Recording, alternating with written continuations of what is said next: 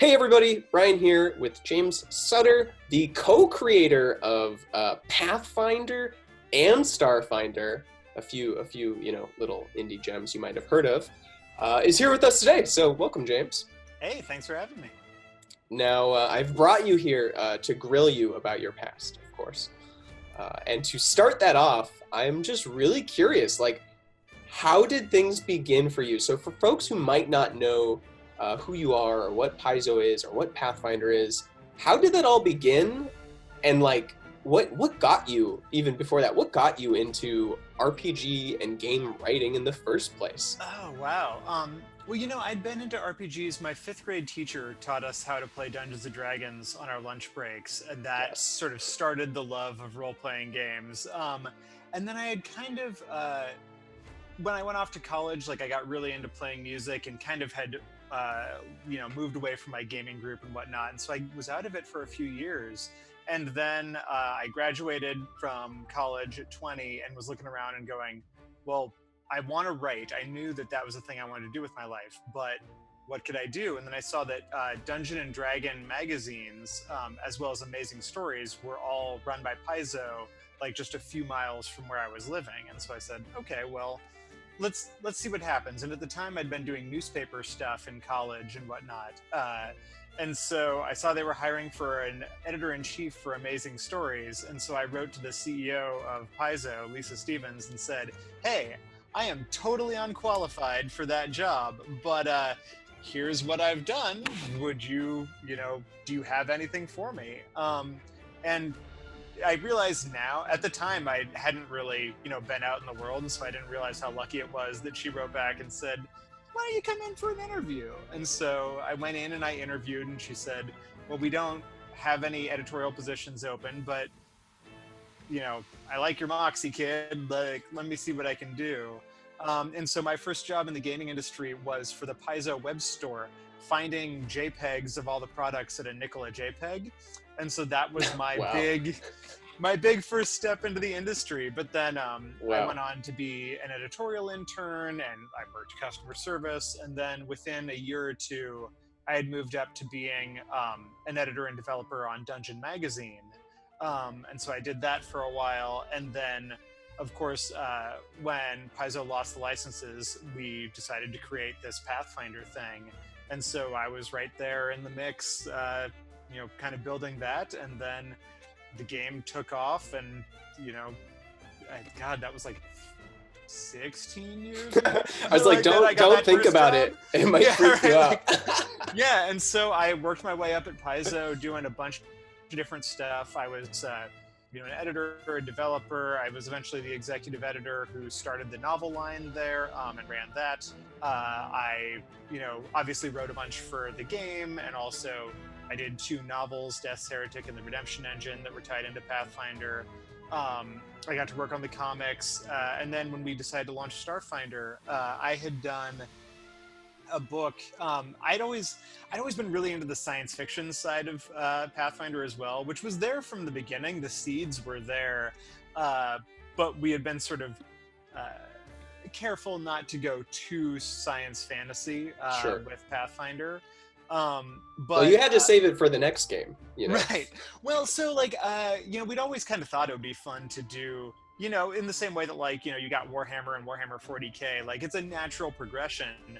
But I had convinced my colleagues to let me write a book for Pathfinder called Distant Worlds, which was sort of the solar system around the world that Pathfinder is set on. And so I got to just create all these crazy little micro setting planets. And then it proved pretty popular. So when a few years later we decided to do Starfinder, we as a company decided that would be sort of the basis of the setting, and that I was sort of the natural person to lead the project. And so I got to be the creative director who led the team and launched that game. And that was obviously a huge thing, a high point of my career, honestly. And then pretty much right after the game launched and everything was moving, I stepped down from the company to write full time. So that was about 2 years ago. Wow. Okay, that was a very succinct 16 years. So I gotta say, first of all, Yeah, sorry. There was a lot in there that I'm glossing over. There was a lot of sure. adventure that happened. But I feel like I got a fairly good gist of it, and I just like love that it starts with like almost like kind of a quaint story of just like, you know, young kid just basically knocking on doors essentially via email, and it just like worked out, and you like had to just work your way up, not doing like the super flashy stuff. Yeah, well, and I always tell people, like, when they say, how do I get into the game industry? Like, cold calling is really kind of the only way in, as far as I know. Like, you have to put yourself out there. And, I'd been working, like I said, I'd been in journalism, so I'd published, 100 articles in various newspapers and stuff by the time I got there. So I wasn't a total noob, but I certainly didn't have any published gaming credits when I got in there. But being able to do, an internship there and get trained up by all my colleagues, and we were all, some of us were a little bit farther in our careers, but we were all pretty new.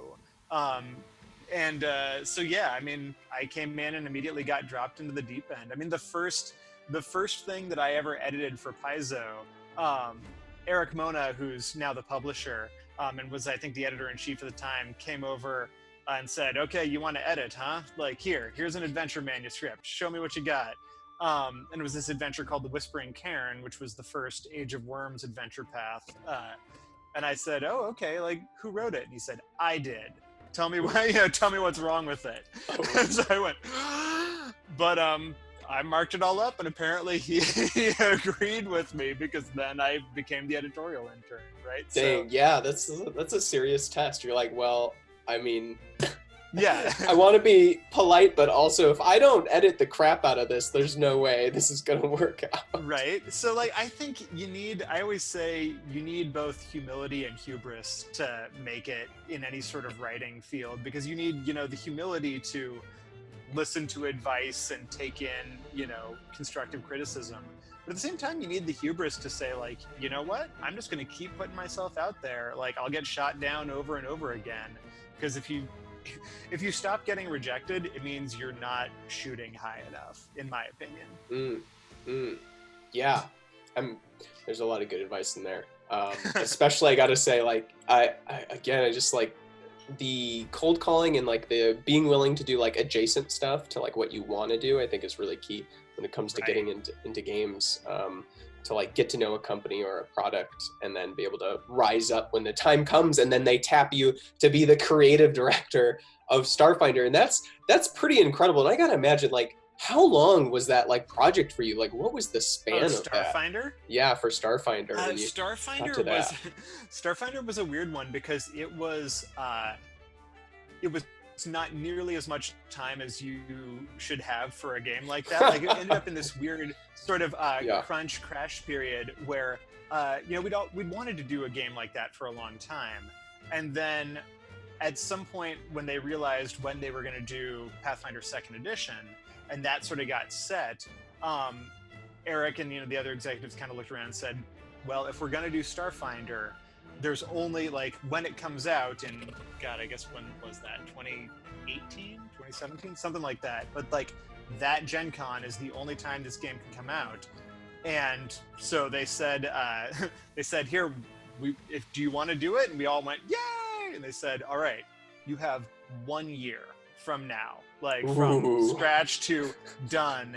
Wow. And to be honest, like, everybody was super excited about the game, but there were plenty of people internally who said, like, it can't be done.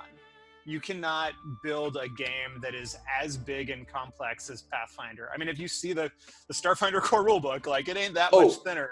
It's big, yeah. No, I was at that Gen Con when it came out. I was working that Gen Con, and I remember, like, one of the people that was there with us, like, was able to sneak out to grab a copy, and then, like, there were no more copies. Right, yeah, no, it was a crazy Gen Con, but it was coming at the end of, we had a year of development and then obviously some printing time. But we had to go from 0 to done in an incredibly short amount of time. And so it was all hands on deck. And it was one of the reasons why, a bunch of people said, I don't think we can do this. I don't think we can pull it off. And I think, as the way I remember it was on a Friday, when Eric said, "Do we want to do this?" And we were all like, "Oh my god, this is so cool!" But we were really worried. And I went home and thought about it over the weekend, and then came back in on Monday and went into Eric's office and said, "All right, we can do it.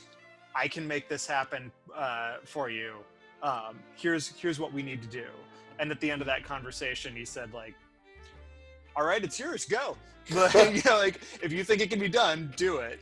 And so, you know, it's one of those things where every team was, you know, contributing what they could, in different people and hours here and there. And so we were kind of doing everything at once, where the rules were getting designed at the same time as, you know, as the classes and the economy, and then, you know, all of the setting stuff. You know, we were basing it in some ways on Pathfinder, but obviously it's a very different game. And so, yeah, and with lots of, you know, new mechanics and stuff, thinking about the ships, so it's like, it's not like you could just copy paste and like change the names. Yeah, well, and that had been one of the thoughts, was like, can we just change you know, dagger to laser gun and call it good? And we decided, like, no, you know, we need to really change up some things. And so we had a lot of stuff being designed in parallel, and then had to sort of fit it all together at the end. But I think it worked out. And, you know, it was madness. It was definitely the hardest thing that I've ever had to do. It was so much harder than launching Pathfinder, even though Pathfinder was a much scarier launch for us, because at the time, we had never launched a game before. We'd just done the magazines, and then the magazines had gone away. And so, I mean, when we made the decision to do Pathfinder, I distinctly remember having the thought of, well, I can always go to grad school. Like, if this fails, like, I've got an out.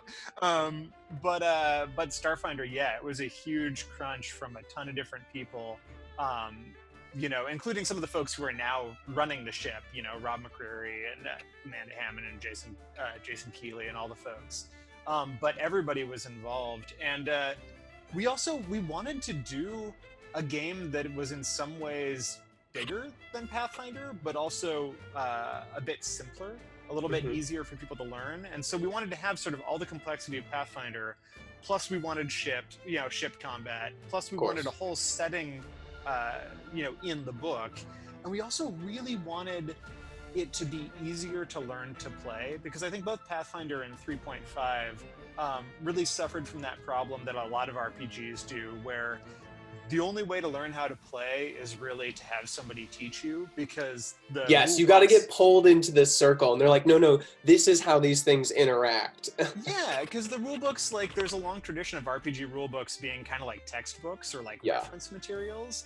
And so we really wanted to make sure that that first chapter was really, if you've never played an RPG before, let us, you know, hold your hand and guide you into this hobby. And I think, you know, we had learned a lot, obviously, from doing the Pathfinder beginner box and some stuff like that. And so we were really able to draw upon, at that point, 10 years of experience with Pathfinder and, you know, Dungeons & Dragons before that, to sort of take the elements that we were most enthusiastic about and put them together. And I assume it was also probably a bit of a testing ground for some of the streamlining you might have been thinking about for Pathfinder 2. Well, there definitely was some stuff I know that Jason Bullman and his team were wanting to kind of do, like, well, what if we do this? And then if people hate it, we won't do it in Pathfinder 2. So they just throw that at you. Yeah, which makes sense, but at the same time, it's like, yeah, but what if they hate it here? Like, this game needs to work too.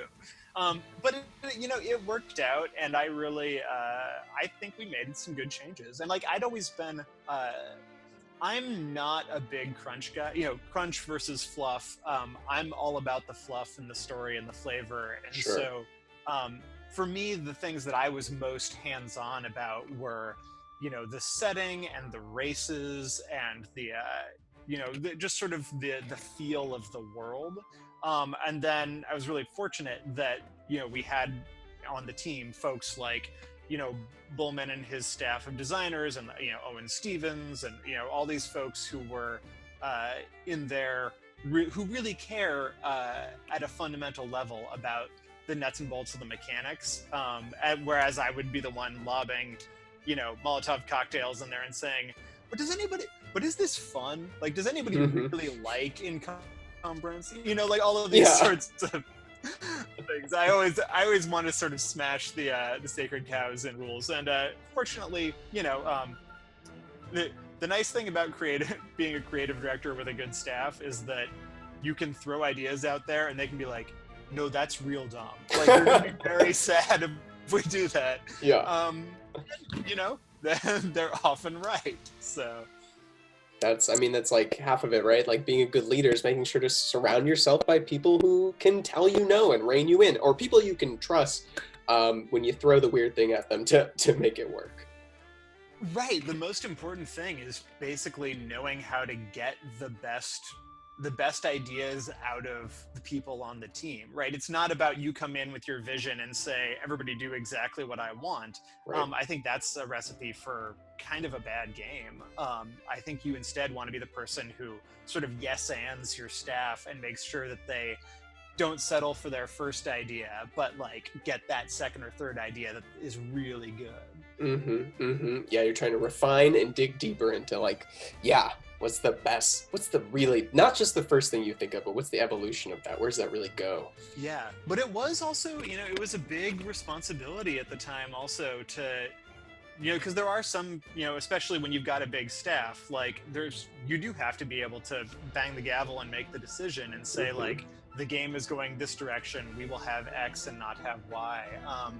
And there were a lot of big, crazy decisions we made early on. Stuff like, how would this game relate? Is it even going to be set in the same universe as Pathfinder? Right. Spoiler, it is, but that wasn't a guarantee at the beginning, right?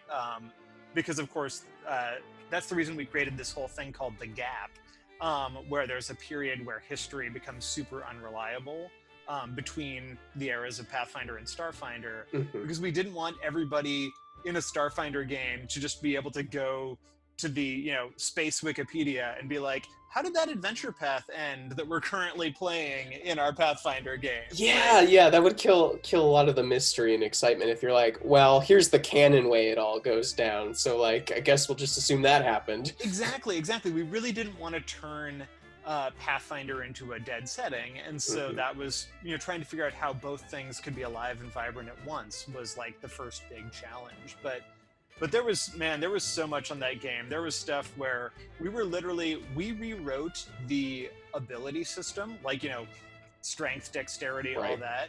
We rewrote that a day or two before the game shipped to the printer. Like we had written it and we had thought it was fine, and then so I think Amanda Hammond took it up to the customer service team and was like, build me some characters. Tell me how you feel about this. And they came back and they just hated it. Oh, no. And so we all sat down in a room and went, all right, well, this is the foundation of the skyscraper we've built. Can we change it? And we did. Stephen Radney McFarlane came up with a good idea, and we all sort of kicked it around and said, okay, that'll work. And then I went in and closed my door and typed furiously for several hours, and then we managed to make it happen. But there was a lot of that seat of the pants flying for that. Gosh, that is like, I think, more common than people might assume. Like, you just don't know looking at a product, whether it's a video game or an RPG supplement, but it's like often that's how it goes though. You find something last minute that you're like, this is really not fun, or it's like maybe a little broken, and you're like, we gotta fix it, but like our release date is set. So like, I forgot who said this, but like a lot of game design tends to be theoretical because you never have enough time, like under the current conditions we live in, to test everything perfectly that you're doing. Right, exactly. Yeah, people have this idea that we just go into a room and just play the adventure over and over again and fine tune everything, and that would be lovely. That would be amazing. I've never worked with a company that had the money to do that. But one of the things I love about that is, especially coming off the magazines where we had, those hard ship dates, every couple weeks.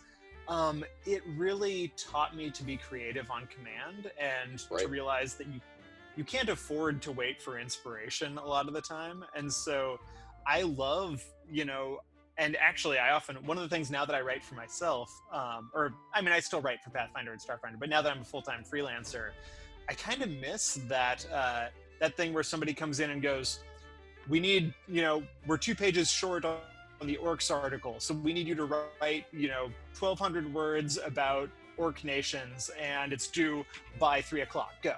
Because it's a rush, right? That's like an adrenaline boost. You're like, oh my god, how am I going to do this? But that's exciting. There's so much stuff. Some of the best stuff that I've ever published is stuff that I have no memory of writing, or that was written in like 15 minutes, because that's when you surprise yourself, when you don't have the time to sit there and think about it, and you just have to go, there's a city built on a giant snail under the water and it crawls around, that's the sort of thing that is really fun when writing. It's like an improv game.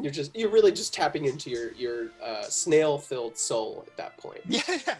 Well, a thing I've come to understand about myself, and I don't know if I hope that hope this isn't going to get me into trouble, but I feel like as a writer I've realized that often the stuff that I can produce really quickly is like 90% of the way there.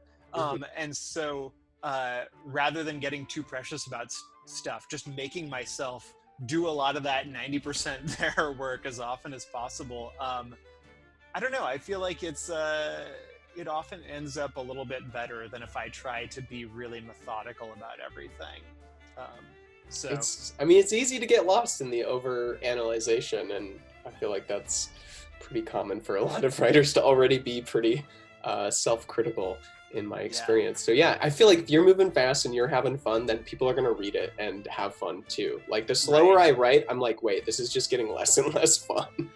Well, and especially as, I spent so many years as an editor that it's easy to start editing your own work. And I feel like that becomes the path of madness. Like I remember when I was in my early 20s trying to figure out how to write better and more often, I would sometimes like literally turn my chair 90 degrees from the keyboard, or like write with my eyes closed, just so that I couldn't see what I was writing, because that way I wouldn't stop myself. It would just be pure stream of consciousness.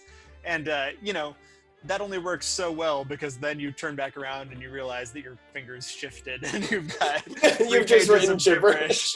But but the idea is worthwhile. I think the more you can disconnect from the little voice that's watching what you're doing and just do the thing, the better.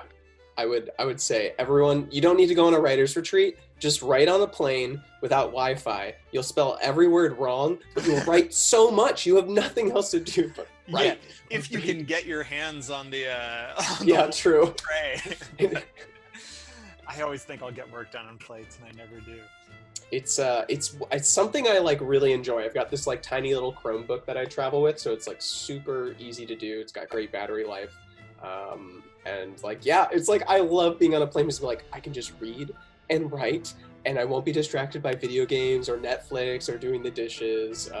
You got to find what works for you. And honestly, the plane method is kind of expensive, actually. So, and like the thing that I find is like that last minute crunch that and I'm not a procrastinator. I love to get stuff done well in advance, but I like to have those time bounded things. So I've often found that if I have 1 hour to get something written before I need to go do something, or if I have 8 hours before something needs to get written, like I'll get the same amount of work done. So it's really that panic of you need to leave the house in half an hour and this article still isn't done.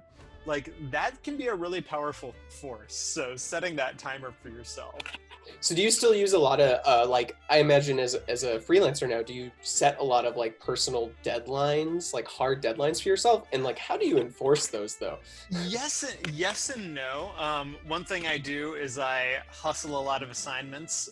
Like for instance, right now we're talking because I'm working on the Guildhall thing, but I'm also currently like writing a novel with another friend, and also I'm still working on this. So there's a Starfinder Alexa voice game that's like a RPG choose your own adventure sort of thing, and I'm writing the entirety of that, which has been fun, but is a huge project. And so doing all of those things at once creates enough deadline pressure where if I don't get stuff done, I'm going to really be in trouble. And so that keeps me from just, sitting around playing guitar all day. Yeah. But yeah. So try to overbook yourself as much as possible. A little bit, if you thrive there, like there's a very, I find that there's a very narrow band in which I'm working at capacity, and I feel like it's like there's a line in Top Gun that's something like, "You're not happy unless you're going Mach 3 with your hair on fire," and like I feel that that's kind of true, but you also, for me, but also you need to be careful not to overdo it because you can quickly get into that, oh my god, I have so much to do and now I'm just depressed and can't get anything done. Yeah, you can get paralyzed by yeah, so I wouldn't necessarily recommend overbooking yourself, but I find that metrics really help me. If I say, I'm going to try and write whatever it is, 1,000 words a day, and just say, like, this is my thing and I'm going to keep track of whether or not I hit it. I find that to be really useful both as a motivation, because like if I haven't written my words yet today, I gotta, but also as a way to get over the freelancer guilt of you're always at work, right? Because then I can say like, well, if my minimum was 1,000 words and I wrote 2,000 words, then I really am not allowed to feel any guilt if I go play rock band with my friends tonight, right? Like you need to know when to be done. That's a good way of putting it. Like you're creating a boundary both for your work to end and to start, basically. Yeah, whether that's an amount of work done or a time, if you want to keep a schedule of 9 to 5 or whatever.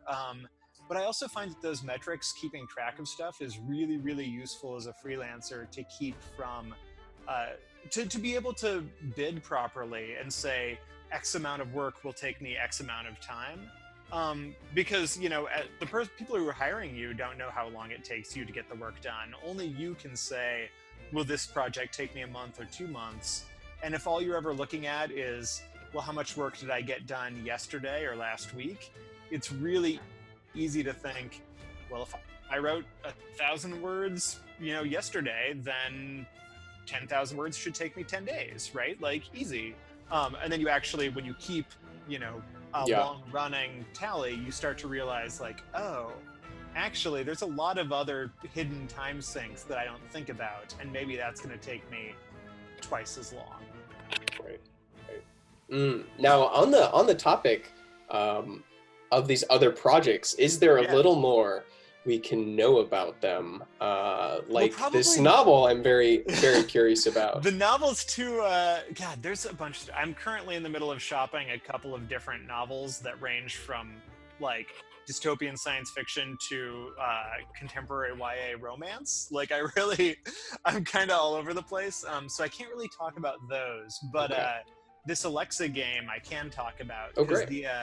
The demo is actually, and not really the demo, but like the pilot episode is actually out and available for free right now. So if somebody has an Amazon device like an Echo or an Alexa or whatever, you can just say, Alexa, play Starfinder, and it'll open up the first installment in this series. You might have just opened it up on someone's Alexa just by saying that. Exactly. But yeah, so it's a fun, you play one of the iconic characters from Starfinder, and you're going through, and it's sort of obviously in a non-visual medium. Like there's some differences to how combat and stuff works. It's a different sort of tactical, but it's definitely more like an RPG than like a straight up choose your own adventure. Like you have your character gains experience and better weapons and stuff as you go along. And it's been a lot of fun. And I'm not allowed to say who, but apparently we've managed to cast some celebrities in some cameo roles. So that's pretty exciting. But yeah, so the demo is out right now, or the pilot episode, and that's free. And then this summer, the first chunk of the adventure will be available. Wow, first of all, I'm definitely intrigued about the celebrities, but honestly, the idea of playing a sci-fi adventure on your at-home, device like an Echo or an Alexa, that just like seems like a good pairing. Yeah, well, and it's perfect for right now when everybody's stuck in quarantine, right? Because it's a solo adventure, so you can just, talk to your device and play Starfinder while you're cooking dinner or something. Wow, that's cool. All right, I need to find a friend with an Alexa or Echo and try Starfinder when I'm at their house. I should probably mention they do have a free app that you can just download and do it on your phone. Oh, nice. Okay, so this actually is way more accessible than I thought it was. That's fantastic. All right, everybody, go check this out. Play Starfinder on your Alexa, Echo, or phone, and check out what James has been up to. That's I feel like that's going to be a whole new genre of game that we are just very much like dipping our fingers or toes into. That's why I was so excited to work on it. I mean, in addition to being Starfinder, and like I always enjoy a chance to go back and play with my baby, but it is like it's really not something that we've seen much of before, and so being able to do it at sort of a high production value with sort of the folks who are at the forefront of this was really a cool opportunity. Yeah, not to mention, I mean, I think I can imagine like the going from the text-based medium to a completely audio-based medium was also just like a great challenge as a writer to have to completely shift your mindset. Yeah, it's different. Well, and it also, I had written video game stuff before. Right. I'd worked on Pathfinder Kingmaker and some mobile app games. Sure, but even they have visual like assets and models. Right? Yeah. So it was kind of like this weird mixture of like video game writing and then like the writing I'd done on the Pathfinder comics and whatnot, because that's more of a like dialogue only, like you're writing what happens, but you got to be really focused on your dialogue as well. And so in an audio environment, that becomes really key as well. Ooh, that also gives me ideas of like how much, I'm very curious about how much voice acting goes into like all the different characters you might meet, whether it's like a single narrator who is taking on all these roles, or like it sounds like there's clearly more. It's a full cast for this. Oh, that's great. Okay, perfect. Yeah, so it's fun, and they've got some really interesting voices. Everybody fell in love with the guy who does the Skittermanders, which are sort of these weird little like fuzzy disaster Muppet characters that have gotten pretty popular in Starfinder. The guy who does the voice for that is really, he hams it up, and it's a lot of fun. Excellent. Okay, so take that adventure home with you, play with the Skittermanders, have a good time. Yeah, for sure.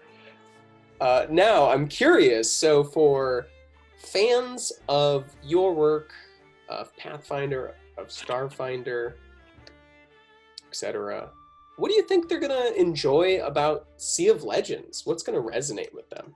Oh, man. Well, the thing that I was immediately struck by Sea of Legends was that it's kind of a kitchen sink game, in that there's so many different elements from board games and RPGs that I enjoy, that I feel like you often see there's sort of one or two as a gimmick in a given board game, and this one just went like, what if we took all the toys and put them together? Which is exactly what we did with, Pathfinder, when it was like, what if it was Ravenloft and Planescape and Darkseid? Like why didn't anyone just do all these things before? And then you're like, oh, it's hard.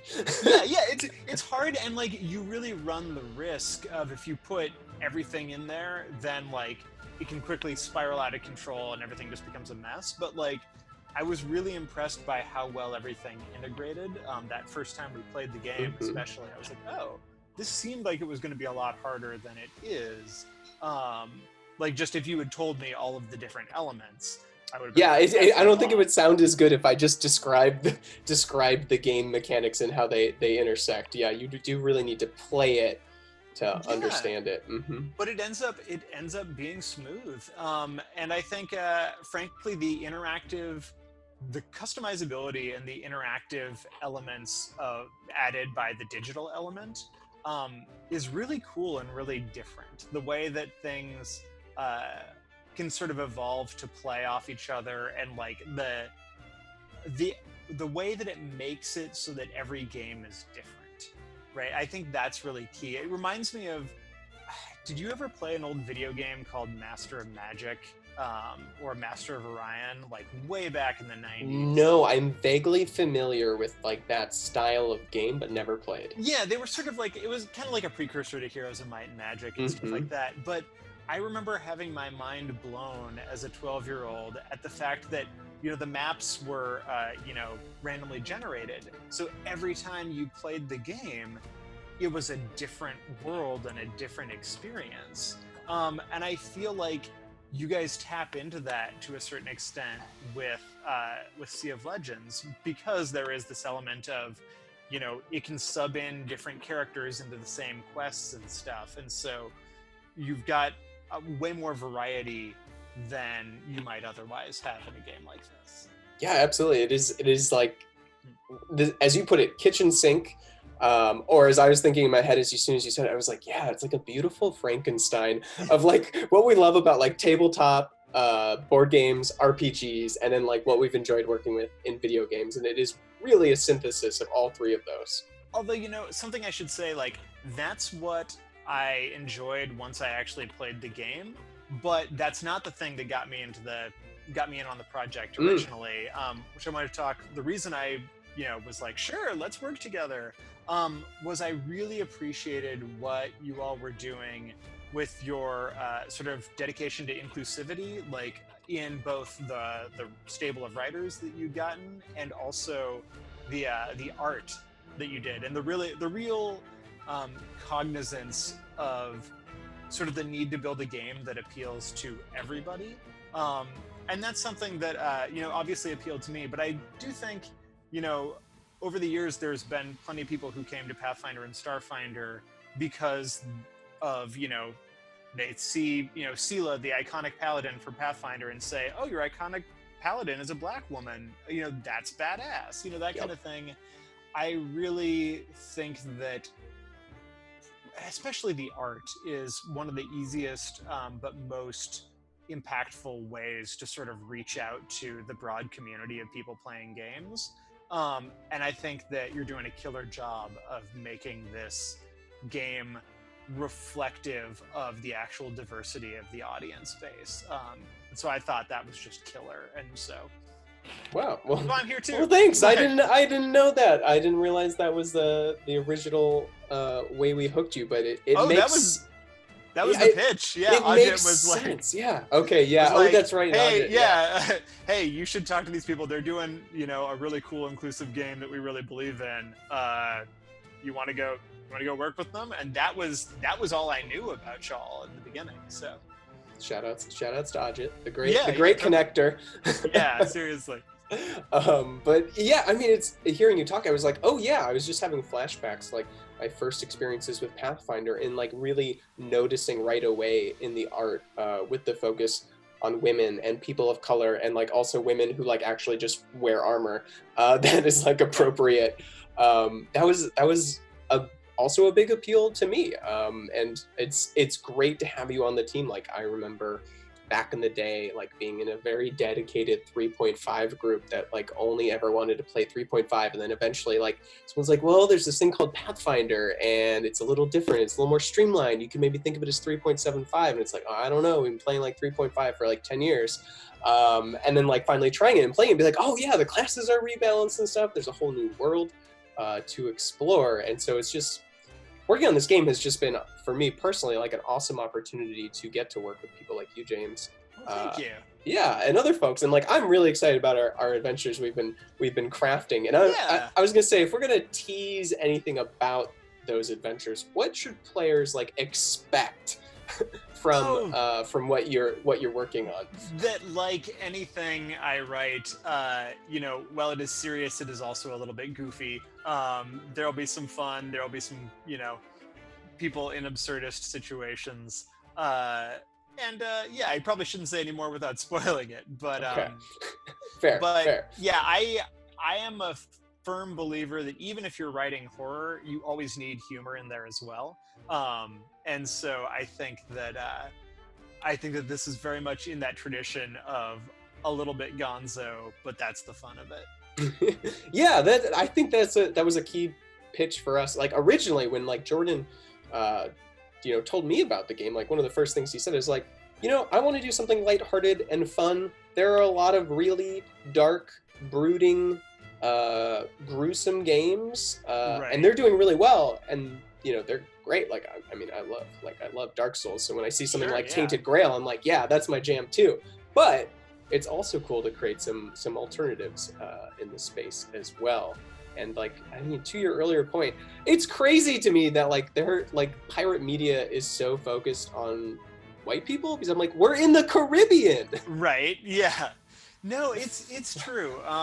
So I think that really, unfortunately, helps set the game apart, but hopefully will just be contributing to the broadening of this hobby. It's always been diverse, but it's getting better and better at reflecting the diversity that's already there in the community. And so, and right, like, we're all evolving. Certainly, if you look at my work from 10, 15 years ago, it is much less socially aware than it is now. But like, the hobby's growing, and I've been really excited by all the stuff that's coming out in recent years, and the way it feels like everything's really moving forward and doing cool new stuff. Yeah, it does feel like the tabletop space is really catching up with reality right now, as it's like continued to sort of grow and explode in popularity. And of course, like tabletop role-playing games just having, huge success in the last couple of years. Right. Yeah. So yeah, everyone's welcome. Everyone's welcome with Sea of Legends. Everyone's welcome in tabletop games. And I think that's kind of like the perfect place to end on. Yeah, sounds good. With this, just a beautiful little, we really went all over in this interview. It kind of ended up everywhere. Yeah, it was great. I like to meander and wander. Like when I have a conversation with people, I will tend to like loop back around things, but I also just like love listening to people's stories. That's kind of like that's how I grew up, and that's how I like learned to write. Was like, oh, I'm just gonna observe humans and then write down what they say and do. Well, and my favorite thing about being in an industry like this, or the science fiction, fantasy, fiction industry, is just being able to be around all the other creators and listen to their stories and how they work and how they got to where they are. Like, I've often felt like I don't want to say that's the main reason why I do what I do, but it's one of them. I kind of just want to hang out with all the cool kids and listen to how they do their thing and be like, tell me more, Yeah, no, that's really like very real. Like thinking about like some of the challenges of being in the industry, whether it's like crunch that's either self-imposed or dictated, or whatever challenges people have had, like that. And I've had some pretty bad experiences in the past actually with this industry, but like the thing that keeps me going is really that the other people around me, you're like, you guys are home, y'all are making cool things, and I want to play them, and I want to know how you're making them, and I want to learn from you and like hopefully add something cool on top of that. Exactly, right? It's like, if you think about it, like, writing a book sucks. It sucks so much. It's way less fun in some respects. Several times. It's terrible. But like the reason I do it is because I love, after it's done, there's people will often give you writing advice that says like, oh, you gotta love the aspect of, the writing itself. You gotta love the process. And if you're just writing to have written, like, then you're not a real author. I look at that and I go, real author. I already like feel suspicious when people start saying things like that. Right? And I look around me at all of my, successful friends who are, game designers and novelists and whatnot. And I go, I don't think that applies to most of them. Most people are like, writing is really hard. And I'd much rather be like eating a pizza in the hammock right now, but I think what keeps us all going is because it's so much fun to be part of that gestalt, to be making stuff and, having other people enjoy your work when you enjoy that work is like the greatest feeling ever. Like I remember I was on a panel at Gen Con with Brandon Sanderson one time. Awesome. And I remember after the panel, we were just like talking about world building and it was super fun. And it was amazing because it was Gen Con, which is like one of the few places where you could have a panel with me and Brandon and anybody in the audience would know who I was. Mm-hmm. It's like, that's the only place that would happen. But so afterward I was like, that was a really good conversation. I'm going to go I'm gonna go, say hi and chat with Brandon Sanderson. And as I walked up to him, turned around and said, like, just want you to know, it's such an honor being on this panel with you. I love Pathfinder. Yes. It was just like, oh, That's like, so cool. Let's go get lunch. Let's be friends. So. Tell me when the next Stormlight Archive book's coming out. Right, and like I feel like that interaction of you love my stuff, I love your stuff, like happens constantly in all of these creative industries, and it's the most energizing thing. Like every con I come home from, I'm so much more excited to do this job because I've met, artists I admire and fans who are really into the work, or, just cool people who want to talk about stuff, right? Or I'll meet somebody, like one of the last conventions I did, somebody told me that they had done Peace Corps in Mongolia, like building schools out there, and the winter was apparently terrible, and so they'd spent several months trapped in a yurt with nothing to do but play Pathfinder, and they were so excited and like thankful for this adventure path that they'd played through, and like there's no, that level of heartwarmingness is just unbeatable, right? Like I've always been shocked by the connection people make with games, and you're like, oh, you really played it and you really liked it.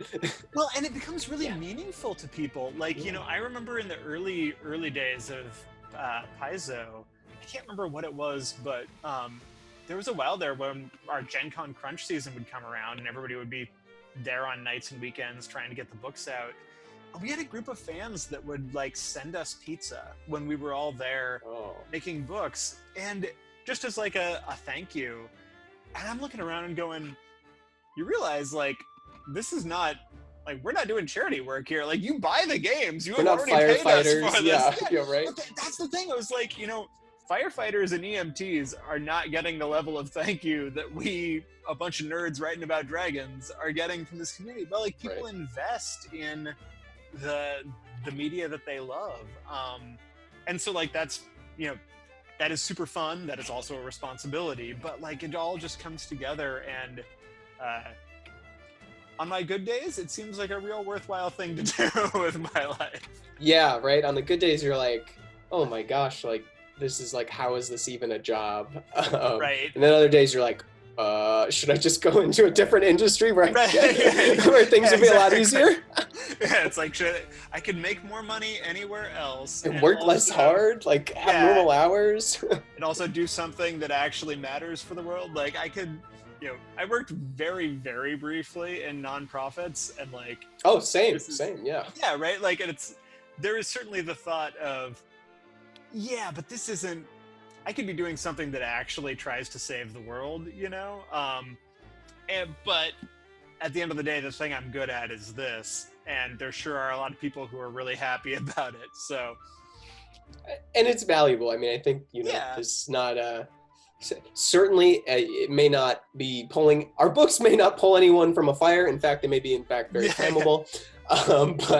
But I think at the end of the day, like, it's not just enough to like eat, work, and survive. I mean, those are important things, and obviously we want everyone to have like those basics covered. But at the end of the day, it's like you want to feel things and experience things different than your life. And like playing role-playing games, I mean, for me personally, is like such a great way to explore aspects of my personality that I didn't even know were fully there. So it's not even just an escape, like it's actually helped me grow as a person. Well, and that's one of the things where I think if you can take the hobby, whether it's, games or comics or novels or whatever it is, if you can say something that you feel needs to be said or make people think about things, then you are sort of making the world a better place. Like, right, if you can do something like try to make it more inclusive, the hobby more inclusive, make people feel, more at home in the hobby, or if you can bring up philosophical concepts in your gaming that people maybe wouldn't think about in another context, but now they have to actually wrestle with. Like, I'm a huge fan of putting thorny moral problems into my games or into my novels. I've got my book, The Redemption Engine, is basically one big Pathfinder novel about like the nature of good and evil and the role of consent in a fantasy system, right? Like, can you have an alignment system without consent? Like, you know, all these different things. And I actually feel like when people are having those debates, that's an important conversation, because they're refining the way they think about the world. Like, we apply the mental models from gaming to everything. Like, you read political journalism and it'll be like, you know, talking about alignment charts for political candidates and stuff, right? It's like that framework is there in the rest of our lives, and so engaging with that responsibly is cool. Yeah, gaming is like a place where we get to not only just like potentially get exposed to new concepts and learn from them, but also basically just to practice how we engage with these concepts. Right. In a safe environment. Yeah. Well, and learning. So, like, one of the things I always say about like character morality is if the good guys in your game or book never question their own motives, they're probably not the good guys. They're the bad guys. Right? Like, and I think that it's really important. Like, I think that certainly, you know, it's hard to disentangle things, but working in the industry has made me a much better person, you know, both for the people that I've worked with who pointed out the, you know, the blind spots and the problems in my own work, and thus also in my own life. But also from the media, you know, media you get engaged with, right? Like, when you read, you know, authors who really take that seriously, right? Like, you can't, I was just talking with my roommate the other day about, like, you can't read Ursula Le Guin or N.K. Jemisin or any of these authors and not have that affect how you see the rest of the world. Yeah. And you still get to have fun, though. Like, exactly. That's what's amazing. It's not just a textbook. Yeah. Oh. Awesome. Well, wow. We just had a whole interview after the interview. Good thing I didn't stop recording. All right. Bebo's going to be like, what the hell? What have you done? You sent me this hour long. I was like, but it's all so good. Just run it uncut. It'll be fine. Exactly. Perfect conversation. No need for edits. Yeah.